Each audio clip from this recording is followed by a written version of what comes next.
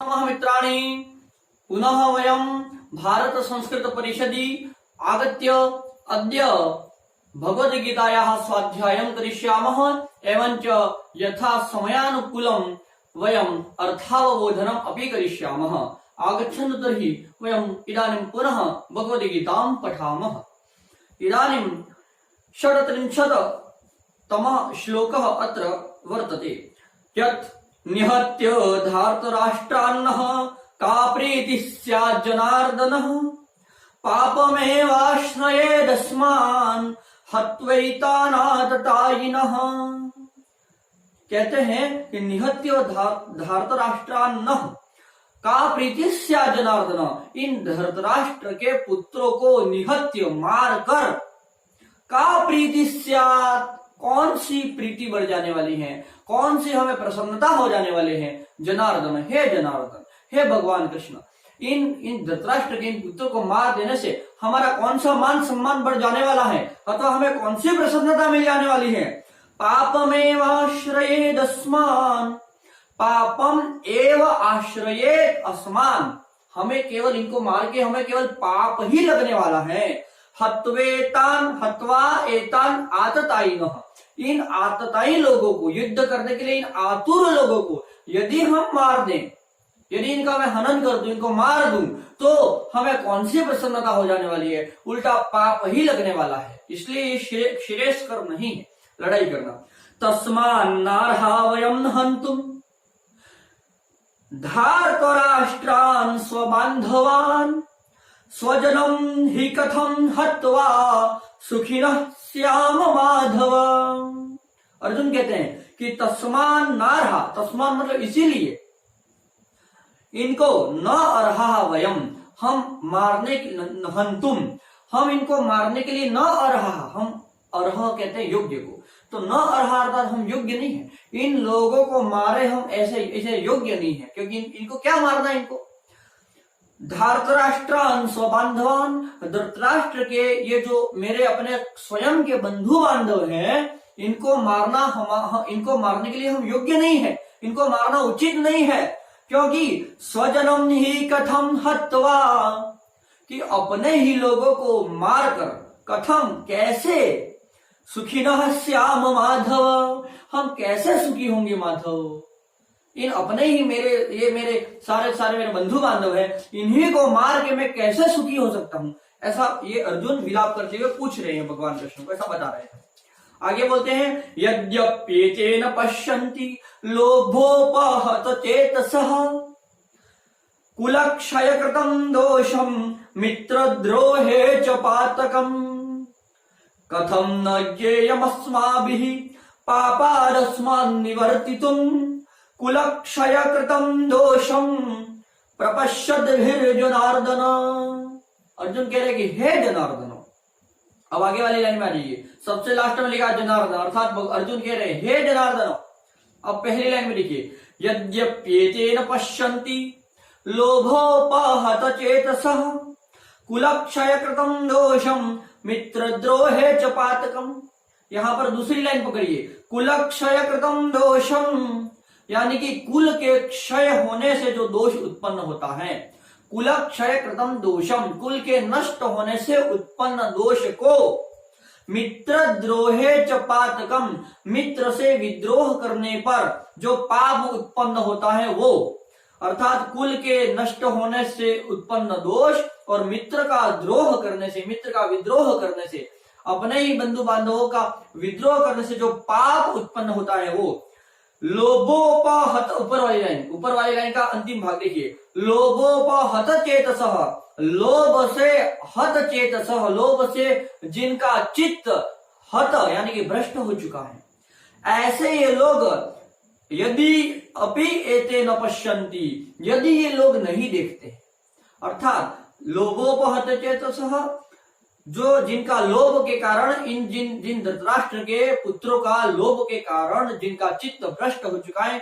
ये चित्त भ्रष्ट वाले धृतराष्ट्र के जो पुत्र हैं कौरव, ये लोग अगर कुल के क्षय होने से उत्पन्न दोष और मित्र से विद्रोह करने से जो उत्पन्न होता है पाप, इसको यदि ये नहीं देखते, यदि अपीयते न पश्यन्ति, यदि ये लोग इस पाप को और कुल के क्षय होने से उत्पन्न दोष को नहीं देख पाते तो कथम न ज्ञेयम अस्माभिः पापादस्मान् निवर्तितुम्, तो ऐसे पापाद अस्मान् निवर्तितुम्, ऐसे पाप से निवर्तित होने के लिए, ऐसे पाप से अलग होने के लिए, ऐसे पाप से जान छुड़ाने के लिए, ऐसे पाप को छोड़ देने के लिए, कैसा पाप? कुलक्षय कृतम दोषम, कुल के क्षय होने से जो दोष उत्पन्न होता है, प्रपश्यत भी, हम तो जानते हैं कि कुल का क्षय होगा तो उससे जो दोष हो, कुल के क्षय होने, कुल के नष्ट होने से उत्पन्न दोष, प्रपश्यत भी अस्माभिः, हम जानने वाले हैं, कुल के क्षय होने से जो दोष उत्पन्न होता है वो हम जानते हैं। और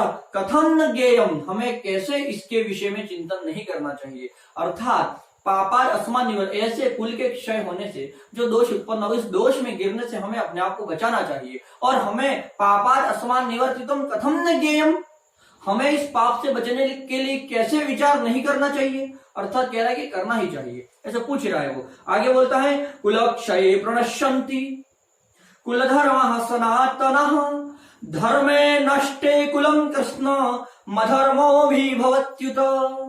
कहते हैं कि कुलक्षये प्रणश्यन्ति, कुल के जब नष्ट हो जाते, कुल जब नष्ट हो जाता है तब कुल धर्मः सनातनः, कुल के नष्ट होने से और कुल के सारे सनातन जो धर्म है उनके नष्ट होने से, धर्मे नष्टे कुलम कृष्ण, कुल के नष्ट होने से पूरा सनातन धर्म नष्ट हो जाता है, और धर्म के नष्ट होने से कृष्णम कुलम, संपूर्ण कुल, अधर्मो भी भवत्युत, संपूर्ण कुल में अधर्म अर्थात पाप फैल जाता है।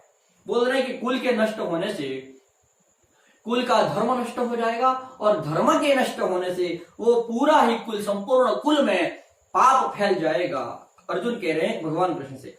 आगे कहते हैं अधर्माभिभवात् कृष्ण प्रदुष्यन्ति कुलस्त्रियः स्त्रीषु दुष्टासु वार्ष्णेय जायते वर्ण संकरः।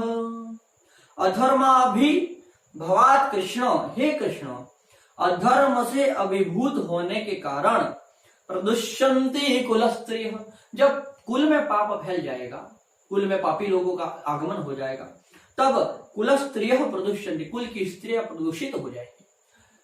और स्त्रीषु दुष्टासु वार्ष्णेय जायते वर्ण संकरः, और स्त्रियों के दुष्ट होने से वर्ण संकर उत्पन्न होगा।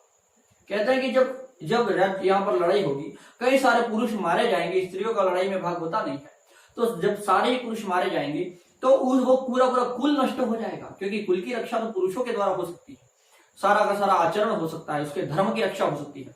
तो कहते हैं अर्जुन कि जब सारे ही आदमी मर जाएंगे हमारे लड़ाई से, तो वो जो स्त्रियां रहेंगी उनका क्या होगा, वो सारे अधर्मी हो जाएंगे और उसमें अधर्म फैल जाएगा, पाप फैल जाएगा, कुल नष्ट हो जाएगा, पुरुष मर जाएंगे, कुल नष्ट हो जाएगा, कुल के नष्ट होने से धर्म भी नष्ट हो जाएगा, और धर्म के नष्ट होने से संपूर्ण कुल में अधर्म अर्थात पाप फैल जाएगा। और जब कुल के अंदर संपूर्ण पूरे वंश में, हमारे राज्य जो भी उनका वंश था, उस वंश में जब नष्ट हो जाएगा, सारा वंश नष्ट हो जाएगा, तो फिर आगे वहां उस कुल के अंदर पाप फैल जाएगा। जब पाप फैल जाएगा तो वो स्त्रीषु दुष्टासु वार्ष्णेय, स्त्रियां भी दूषित हो जाएंगी, क्योंकि जब पाप फैल जाएगा मतलब क्या होगा, अन्य लोगों का, अन्य बड़े अथवा बहुत ही कुदृष्टि डालने वाले लोगों का हमारे कुल के ऊपर, स्त्रियों पर उनका बुरी नजर रहेगी, और ऐसा होने से स्त्रियां दूषित हो जाएंगी। और स्त्रियों के दूषित होने से हे वार्ष्णेय, हे भगवान कृष्ण, जायते वर्ण संकर, वर्ण संकर महान भयंकर वर्ण संकर उत्पन्न होगा, अर्थात किसी वर्ण का पुरुष अन्य वर्ण की स्त्री इत्यादि में जब संसर्ग होता है उसे वर्ण संकर कहते हैं। आगे बोलते हैं कि संकरो नरकायैव कुलघ्नानां कुलस्य च पतन्ति पितरो ह्येषां लुप्त पिंडोदक क्रियाः। कहते हैं कि लुप्त पिंड उदक क्रियाः पतन्ति पितरो ह्येषां, उन जैसे जब वर्ण संकर हो जाएगा तो संकरो नरकायैव, संकरः नरकाय एव, संकर जो है वो नरक के लिए ही है, क्योंकि वर्ण संकर जब होगा तो उससे व्यक्ति नरक में जाएंगे। कैसे? कुलघ्नानां कुलस्य च, पूरे कुल का और कुल घातियों के लिए वो नरक का रास्ता है, वर्ण संकर है वो। कैसे? क्योंकि जब वर्ण संकर होगा तो आगे आने वाले, जैसे किसी वर्ण की स्त्री किसी अन्य वर्ण के पुरुष के साथ संसर्ग जब होगा तो उनसे उत्पन्न जो संतान होगी वो जरूरी नहीं है कि वो उनका दाह संस्कार इत्यादि पूर्ण विधिवत करेगी अथवा श्राद्ध पिंड इत्यादि लुप्त पिंडोदक क्रिया, पिंड उदक क्रिया अर्थात मृत्यु के उपरांत होने वाले पिंडदान और श्राद्ध तर्पण इत्यादि से संबंधित बात है। मित्रों, भारत संस्कृत परिषद राजस्थान द्वारा भगवद गीता का रसास्वादन करें, तब वो जो पितर हैं वो निश्चित तौर पर नरक में जाएंगे। और यहाँ पर लिखा है कि पतंती पितरो, वो पितर निश्चित ही पतंती अर्थात अधोगति को प्राप्त होंगे, क्योंकि शंकर जो है वो नरकगामी है, क्योंकि शंकर से नरक में जाने का एक मार्ग खुलता है, क्योंकि स्वर्ण शंकर होने से आने वाली जो संतान है वो लुप्त पिंड उदक क्रिया हो जाएगी, दान तर्पण श्राद्ध इत्यादि नहीं हो पाएगा, तो सारे के सारे पितर जो है पितृ लोग वो सारे के सारे पतंती वो नष्ट हो जाएंगे, वो अधोगति को प्राप्त होंगे। आगे कहते हैं दोषैरेत ही कुलखनानाम वर्ण संकर कारकै ही, ऐसे ऐसे दोषों के कारण, आगे बोलते हैं दोषैरेत कुलखनानाम वर्ण संकर कारकै ही उत्साद्यन्ते जाति धर्मः कुल धर्माश्च शाश्वतः। एतैहि दोषैहि कुलघ्नानाम, कुल के घात करने वाले इन दोषों के कारण वर्ण संकर कारकैहि, वर्ण संकर के कारक जो भी दोष हैं इनसे क्या हो जाएगा, जाति धर्म कुल धर्माश्च शाश्वतः उत्साद्यन्ते, जाति धर्म और कुल धर्म शाश्वत रूप से कुल धर्म और जाति धर्म जो भी है वो सब उत्साद्यन्ते नष्ट हो जाएंगे। आगे कहते हैं उत्सन्न कुल धर्माणाम मनुष्याणाम जनार्दना नरके नियतम वासो भवतीत्यनुशुश्रुमा। उत्सन्न कुल धर्माणाम मनुष्याणाम जनार्दन, हे जनार्दन मनुष्यों का जब उत्सन्न कुल धर्माणाम, जब जिन मनुष्यों का धर्म नष्ट हो जाता, उत्सन्न अर्थात नष्ट होना, तो जिन मनुष्यों के का कुल का धर्म नष्ट हो जाता है वे मनुष्य नरके नियतम वास, नरक में अनियतम वास अनिश्चित काल तक वास करेंगे। भवती इति अनुशुश्रुमा, हम ऐसा सुनते आए हैं, उनका नरक में अनियत काल अनिश्चित काल तक नरक में वास होगा, जिनके कुल का धर्म नष्ट हो गया है वे लोग, वो उन लोगों का। आगे कहते हैं अहो गत महत पापम कर्तुम व्यवसिता वयम यद्राज्य सुखलोभेन हंतुम स्वजन मुद्यतः। अहो गत महत पापम, अरे ये तो बहुत महान पाप है।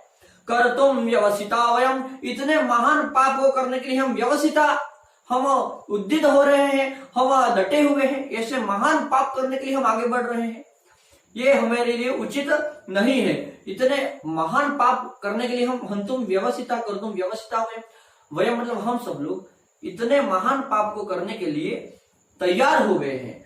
यद राज्य सुख लोभे न, जो कि राज्य के सुख के लोभ के कारण हमें ये राज्य मिल जाएगा, इस लोभ के कारण हंतुम स्वजन मुद्यतः, हम स्वजनों को ही हंतुम यानी कि मारने के लिए आ गए हैं, है ना। ये गलत बात है, ऐसा नहीं होना चाहिए।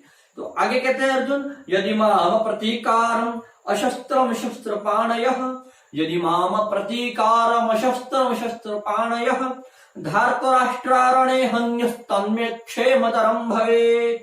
कहते हैं कि यदि माम अप्रतीकारम शस्त्रम अशस्त्रम शस्त्रपाणयः, अर्जुन कह रहे कि यदि माम माने कि मुझे, अप्रतीकारम मतलब विरोधी रूप में जान करके, मैं उनका विरोधी हूं ऐसा समझ के, अशस्त्रम माने कि मेरे हाथ में शस्त्र नहीं है, बिना शस्त्र वाला मैं और उनके विरोधी के रूप में खड़ा हुआ मैं, मां मुझे, अगर वो लोग शस्त्रपाणयः धार्तराष्ट्रा, धृतराष्ट्र के पुत्र जिनके हाथ में शस्त्र हैं वे लोग हन्युः अगर मुझे मार दे, तत् में वो भी मेरे लिए क्षेमतरम भवेत्, वो श्रेयस्कर होगा।